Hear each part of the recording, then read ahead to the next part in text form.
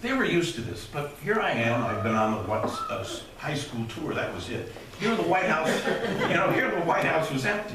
I was going by the East Room where, Dolly Madison saved the Washington portrait when the British burned it, and Mrs. Adams used to hang her clothing out there, and Grant stood on a sofa so everyone could see him. Then we went by the family dining room where Reagan was doing tapings for groups that wanted to hear him speak.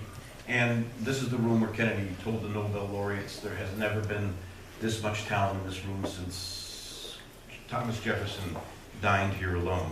Anyway, I saw Reagan, the door opened, and the door opened, and there was a sight that I would get used to over many years, and that was the back of Reagan looking into Klieg lights and a camera. And I got the impression things weren't going particularly well. And Lynn walked in, and that startled me. He just walked right in and banged the President of the United States on his shoulder. And there was a little exchange I couldn't hear, but Lynn had a very distinct that's how he would laugh. And he exchanged a few laughs with Reagan, and as the door closed, we're ready, Mark Good, the producer, said, and they retaped again. I could tell Reagan was in a bit of a better mood. Anyway, the door opens again, Reagan's through, he stands up, he says, okay, well, let's go upstairs and talk. This was unusual. We're going up to the family quarters. And as we got out into the hallway, I thought we'd take there's a small circular stairway. He said, say, have any of you fellas ever been on FDR's elevator? You know the one he put in so he could go up and down in his wheelchair? Now, it is possible that Lynn and Ken had been on that elevator. I don't know. They had been there before. But he might as well have asked me the last time I jumped Big Snake River Canyon on my morning. Well, with all the pride of a 70s owner of a hot tub showing it off to the neighbors, he got us onto this elevator. And I think of I'm staring into the presidential paisley tie, and I'm thinking my first face-to-face meeting with Ronald Reagan is a lot more face-to-face than I ever anticipated. At that point, Act 2 of the Lynn and Ronnie show begins again. And the president says to Lynn, when was that? He was asking about an event, and Nobziger told him. He said, really, was it that long ago? And then you saw Reagan's eyes twinkling. He was about to zap Nobziger. He said, Lynn, just think I knew you when you were young. And at that point, Nobziger looked right back at his 70-year-old boss, and he said, sorry, I can't say the same.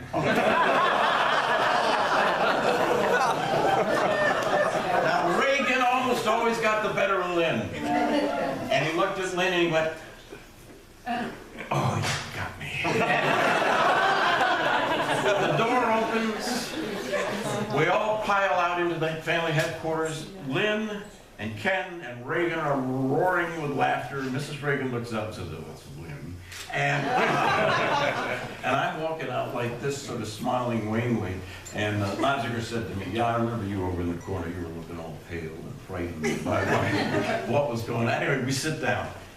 The question about the draft gets resolved. And then something amazing happens. I think we're about to get up, and leave. And Reagan suddenly turns to me. The three of us are seated there, and he starts apologizing. And if you've gone past 34 years old and the President of the United States hasn't apologized to you, I don't think you really have lived. And it's very soulful. I mean, he really feels bad about this. And later on, by the way, I thought, yeah, this is pretty good. I found the whole experience very bracing, but at the time I was shocked. And I was trying to figure out, what in the world is he apologizing for? And I had a section in the speech draft by Whittaker Chambers' quote. And Chambers was the great hero of the conservative movement who had left the Communist Party as an intellectual and wrote an unbelievable book called Witness. He was the one who exposed Algerkis. And he became a great figure in the intellectual right in particular. And his story greatly moved Reagan in the early 50s. And in it, Chambers describes his own departure from the party. And he says that, one man I know left the Communist Party because one night he was in Moscow and he heard screams.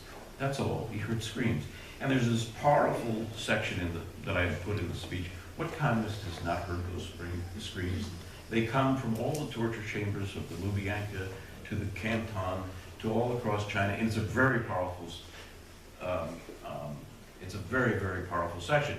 I had added to that a few weeks before, in the face of all the Soviet onrush, I put something in a toast to Margaret Thatcher saying that the Soviet experience was dying and the cult of the state was dying, and communism would soon be judged a sad, bizarre chapter in human history whose last pages even now are being written.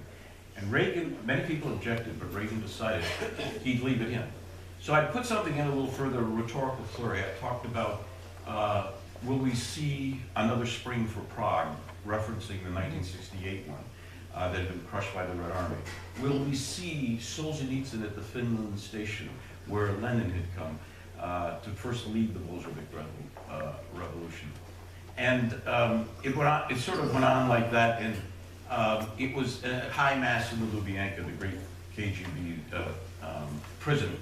And I think we will see, well, anyway, Reagan had taken all this out. And there was every reason in the world for him to do it. He'd just had his first press conference. You remember that press conference? Some of you do. He'd said, that Sam Donaldson had said to him, how are you going to handle this? So he said, we're going to just remember that they can lie, steal, and cheat. They have a different morality.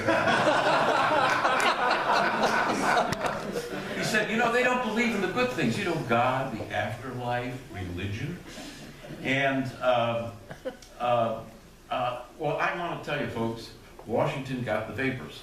And he had just, they couldn't believe it. And Dana Rohrabacher, who's a congressman now, came into my office the next morning, and we must have laughed for 30 minutes as we read the accounts and all the horrified descriptions. Somebody that actually told the truth about what was happening in the world. So, anyway, he'd taken both of these sections out, and I'd forgotten about it. It seemed to me, a pretty smart decision. I mean, it was, you can push the envelope just so far. Well, I'd forgotten about it, but Ronald Reagan hadn't forgotten about it, because right now he was deeply, deeply, soulfully regretful, and he looked at me, but he did, I'll tell you what he did. There was an impersonator in those days named Rich Little, who used to do a Ronald Reagan imitation. Well, Ronald Reagan used to do his imitation of Rich Little doing Ronald Reagan. But he would go, he did that little, and finally he just looked at me and said, sometimes presidents can't say everything they want to. And what can you say, and then the most amazing thing happened, and this is the most important thing that I think experience I ever had with Ronald Reagan. He looked at us after he had his moment of regret and deep, and in a way of sorrow.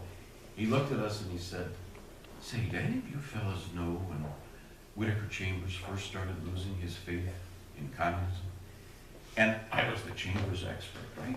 I mean, I was I kept track of the conservative intellectuals on the staff. And so this was, I'm sort of the new kid. I'd been on the campaign, but I hadn't been with him for all those years. And my chance to be a star. So he asked the question and I went, nothing. Nothing. I had no idea what he was talking about. And then the other two looked at me, and so then he started. Well, one day he was at breakfast with his little daughter. I had a moment of redemption. I went like this.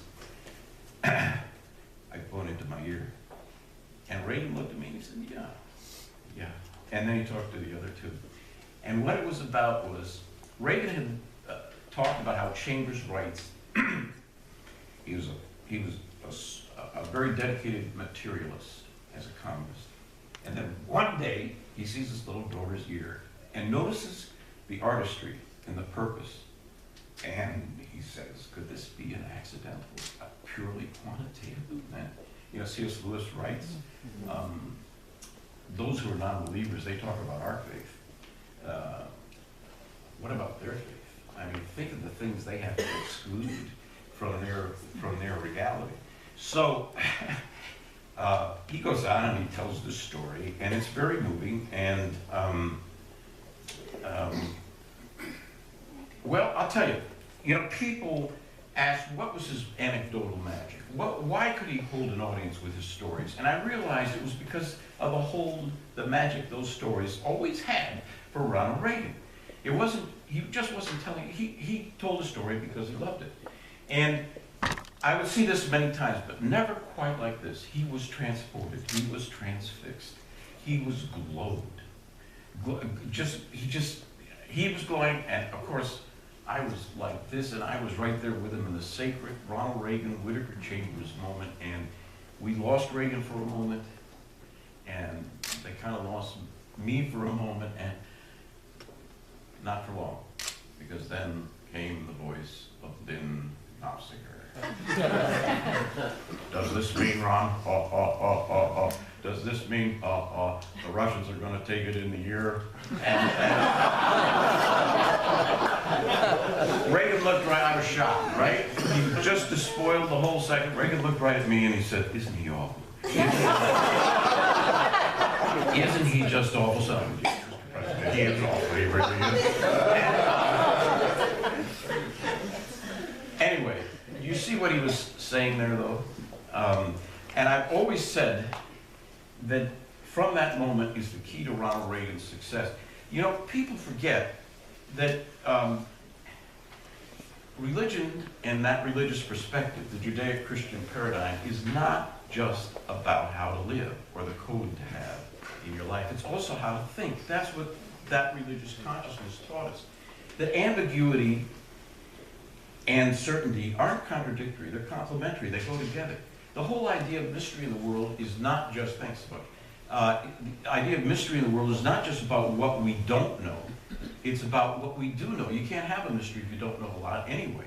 And there's a paradox, a pragmatism to it, that the realization that there's the known and the unknown and they go together, and there's a sort of a secret of the ages, which Reagan knew, which is it's only by accepting the limits to human knowledge that you transcend them. And it's only by understanding that the superintendency, human superintendency of reality is impossible, do you get any purchase on making it a possibility. So it is that precise perspective that comes out of the religious. And that's the point that so many people have made about Ronald Reagan. He understood the dual strategy. With the Soviets, the intellectuals who held to the scientific secularist view always said it was either or. You have to have candor, you have to have confrontation, or you have to have conciliation. Reagan said, no, you do both at the same time. And they've said the great statesmen are people who could pursue the same objective simultaneously that seem to be contradictory. They know how to use the paradigm. He did it with the tax cut speech, when you think about it. He said, no, you raise more revenue by lowering taxes. And it would continue throughout the rest of his presidency. Again, it's the acceptance of mystery. And it has one last consequence, which Reagan had always. He knew it didn't just depend on him. He knew sometimes you just do the right thing. You know, you vote against the new office space, and maybe it works out in the end, or maybe it doesn't, but it's not going to depend on you anyway. And so he could laugh at his own place in the universe. And so that's exactly the perspective he brought to his presidency. And that's the key to how he understood it and how he transformed America. And let me just, I will quickly tell you about the Notre Dame speech, because I will not be permitted to leave her unless we have plenty of time. I completely blew it. I thought I knew how to write speeches. It was his next speech. He just recovered from the assassination time. And I had taken the CPAC speech and I thought, well, you know, I know what I'm doing. And of course I decided to write a big essay on saving the West or something, I forget what. And then I heard the worst news any speechwriter could ever hear. The president is writing his own draft. However, that was the end of speechwriter's glow, I'll tell you that right now. And anyway, there is an anecdote. There was the door opened and my secretary said, the president's on the phone, he wants to talk to you. So it was Reagan, and once again, Reagan was apologized. I know, Tony, you heard that I am doing my own, but the many fine, he went on about the many fine things in the draft I had sent him, and they were in the draft that he had kept, and on it went. And when the draft came back, he had kept a few things, but not, he was just trying to make me feel better. What he had done, he looked right at that audience and he knew that was the key. There's where the grand theme, the spirit of Notre Dame. Pat O'Brien was on the stage with him, who had played Newt Rockney, and Reagan, of course, had played the Gipper in the film. And he's, you know, you think I would mention that? No, in my draft. So Reagan, Reagan says it to O'Brien, looks at Reagan, and they both get up and embrace on stage. The student body goes crazy, and that's the picture everywhere the next day. But he also kept in that business about the sad, bizarre chapter in human history. He repeated it. And the Soviets continued to go crazy. The next speech was the supply side speech. He told a great story about Wallace Beery. If you want to hear it later, I will, making a film of Wallace Beery. But again, he went to the American people and he just said, this is the way. There was nothing theatrical about the speech. It was expository. He said, this is how the economy works. Here's my conservative ideas. If you lower taxes, you will help small businesses create a lot of jobs, and they're the ones who create the jobs. Sure enough, it happened, it worked, and we had the economic boom, and that was the beginning of it. Why? Just because he explained what was going on with the economy. The next speech was, now I have to make a personal note now, and I'm going to run through this. We're almost at the end. I'm just going to run through a few of these highlights for you because I want you to see how he applied that. We'd had a great year, and I've been named chief speechwriter and all that sort of thing. And of course, when that sort of thing happens, the bureaucracy decides you're expendable. They were trying to push me out because I wouldn't replace all the writers who were conservatives. This was the Baker, Darman, Gergen crowd, so if you remember. And so I snuck a draft into Reagan for Westminster. He had 7 or 8 in there, and this was his first speech to the British Parliament abroad, and it was a very critical moment. And the next morning at the radio show, Gergen said to him, well, Mr. President, decided which draft you're going to use? And he sort of knew I had to draft everything. He said, yes, I'm going to use Tony Dolan's draft. It says what I want to say. Now, Reagan knew what he was doing.